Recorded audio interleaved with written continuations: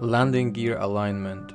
In this video I'll take care of wheel alignment on the main landing gear. For the tail dragger to be stable on the runway, 2 degrees of toe-in angle is recommended.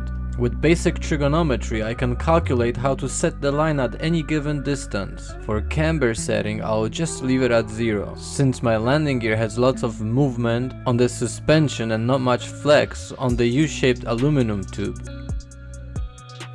Setting the fuselage centered and square to the gear is very important.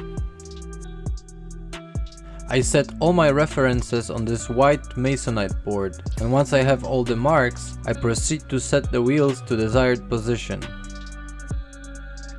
I make sure that my guide stays parallel to the wheel. 20 inches forward from the center of the wheel, the line goes in by 11/16 of an inch, as calculated. Finally, I'm ready to make the mark. Now, it's ready to be drilled and set in position. For the rest of this episode I'll work on some round shapes of the fuselage.